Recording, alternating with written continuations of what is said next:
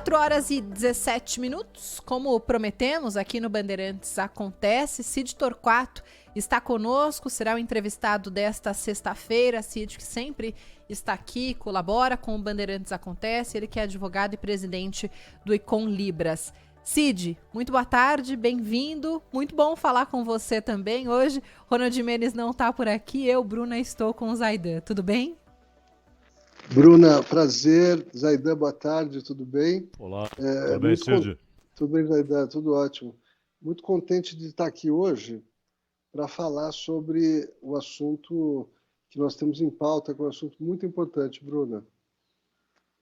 Doenças raras, Cid, é isso que a gente vai falar por aqui com o nosso ouvinte. Eu sei que o Lô, até no comecinho aqui do programa, na introdução, disse que sobre um hospital que está sendo construído aqui em São Paulo, na região da Vila Mariana, tem um outro também que vai ser entregue antes em Porto Alegre. Teremos um hospital para isso, para atender especialmente as doenças raras. Mas vamos começar essa conversa aqui do começo. Quais são essas doenças raras? O que são essas condições? Tem 300 milhões de pessoas no mundo que têm algum tipo de doença rara, segundo a própria OMS, né? E ao redor de 13 milhões no Brasil. Muitos deles sem diagnóstico. É muito difícil diagnosticar. Esse é o grande problema com relação a doenças raras.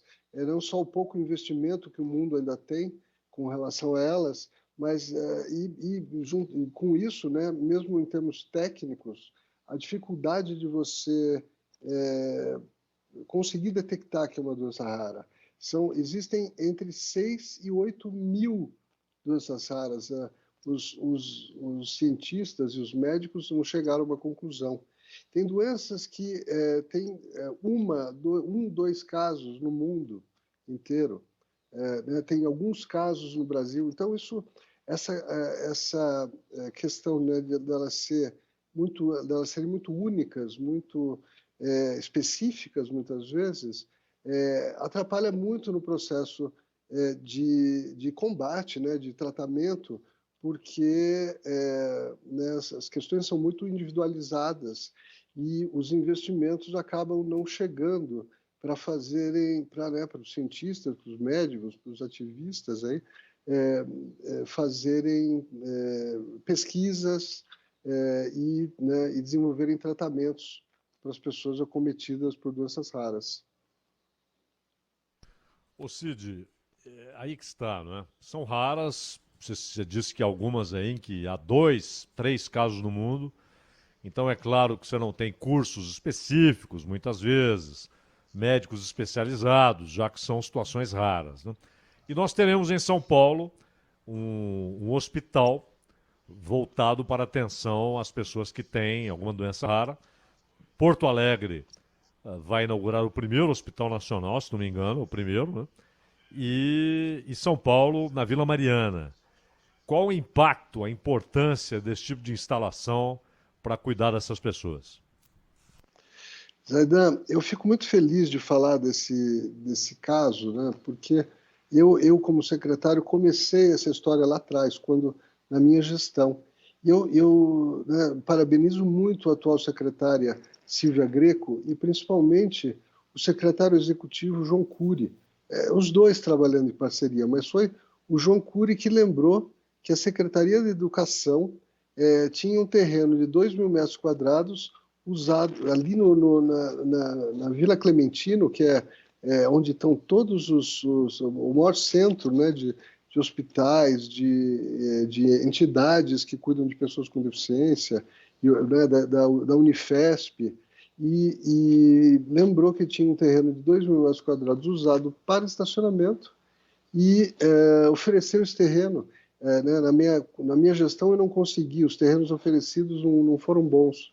E ele teve essa lembrança e conseguiu, foi aprovado na Câmara né, recentemente, a cessão desse terreno para Então eu parabenizo muito a secretária, né, Silvia Greco, e o prefeito, obviamente, os vereadores por terem aprovado, porque isso realmente é um passo muito, muito importante.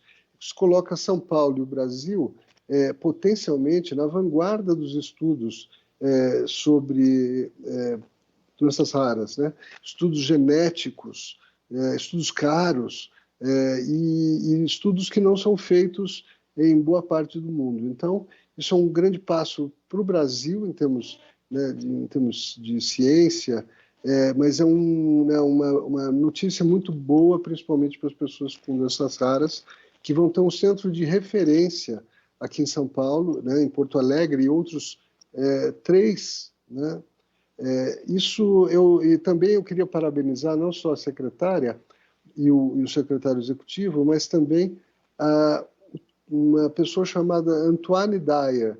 É um libanês casado com uma brasileira que mora no Brasil há alguns anos, algum tempo, e ele teve um filho com uma doença rara, fundou a Casa Hunter e tem sido o grande motor desse avanço, né, desse respeito maior, dessa atenção a doenças raras que vem acontecendo no Brasil. Com apoio, como disse, da Prefeitura, de vereadores, várias emendas federais para que esse prédio da Vila Clementino seja construído. Então, isso tudo drivado, né, comandado pelo Antoine Dyer, que faz a diferença. E né, eu gostaria muito que, em outras áreas de ativismo dessa natureza, nós tivéssemos outras figuras com a capacidade de articulação e de gestão que esse senhor tem. Então, eu na verdade, parabenizo aí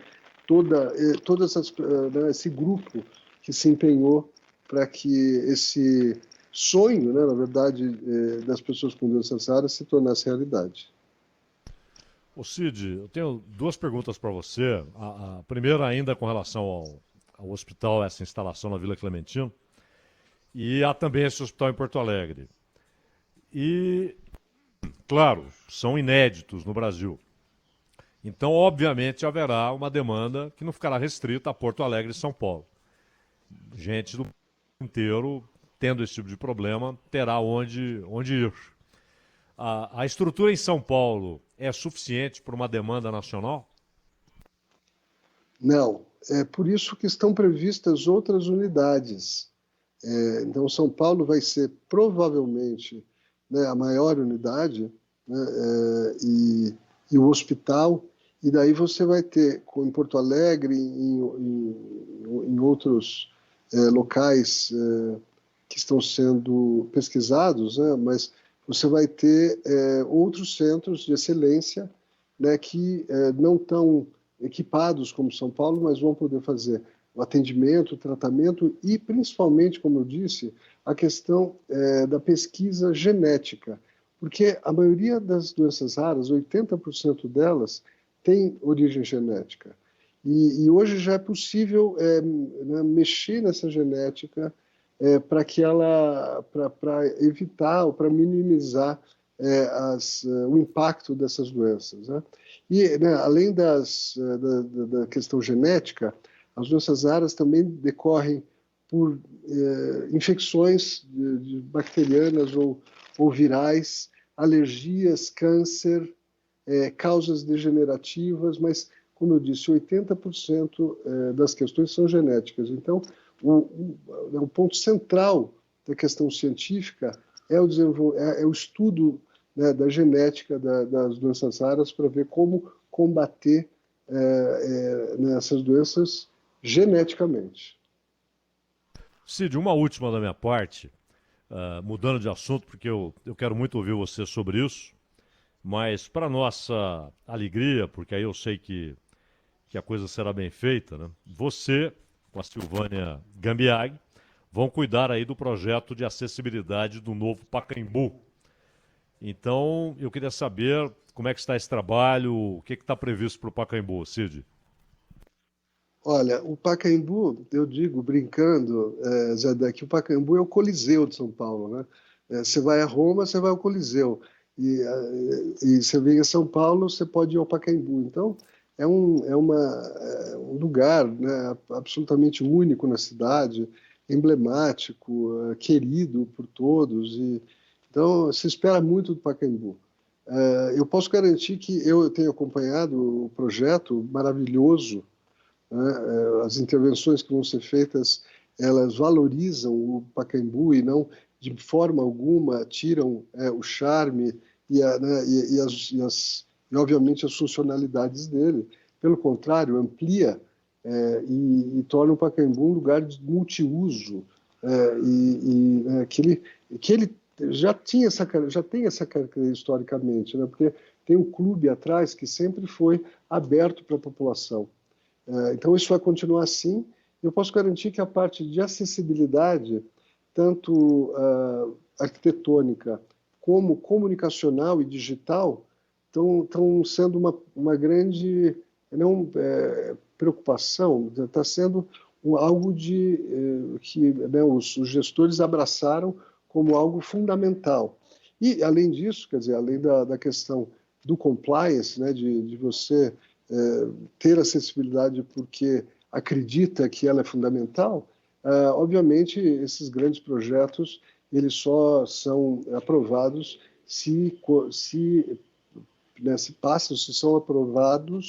passam pelo crivo da CPA, que é a Comissão Permanente de Acessibilidade da cidade de São Paulo, que desde 1999, criada pelo prefeito então Paulo Maluf, com figuras, né, emblemáticas como Marcelo Rubens Paiva e a própria Silvana Cambiaghi, a CPA vem sendo o grande guardião, né, da acessibilidade na cidade de São Paulo. E não vai ser diferente com o Pacaembu, né, e posso garantir que as pessoas com deficiência vão ter ali um lugar exemplar para frequentar, para fazer esporte, né, para passear em São Paulo. Cid, vou voltar só na questão do hospital aqui de São Paulo, que você disse, até mesmo de Porto Alegre, só para perguntar sobre datas. Isso já tem algum prazo para ficar pronto? A operação deve começar ainda esse ano, só para o próximo? A gente está falando de algo a longo prazo? Como que é? Não, nós estamos falando de Porto Alegre agora, no começo do ano, e o hospital em São Paulo com previsão de 2 anos.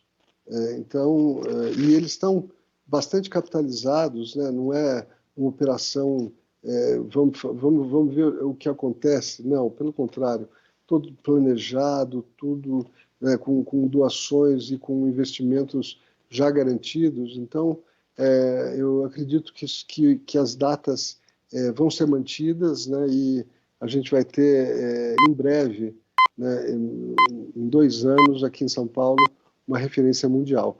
Só quero, por último, Bruna, comentar que agora em dezembro a ONU aprovou uma resolução com relação a doenças raras, reconhecendo que elas não são suficientemente, não existe uma atenção suficiente para dar conta, ou seja, no mundo inteiro, o mundo não está pensando, estudando e trabalhando em prol das doenças raras como deveria. Então, a ONU, o Brasil é signatário dessa resolução, que reconhecendo que precisam ser as questões de pesquisa e tratamento precisam ser intensificadas no mundo inteiro, principalmente nos países em desenvolvimento, mas também nos países desenvolvidos. Então, é uma percepção, né, global, aí 54 países assinaram, o Brasil também, mas de que precisamos dar mais atenção às doenças raras.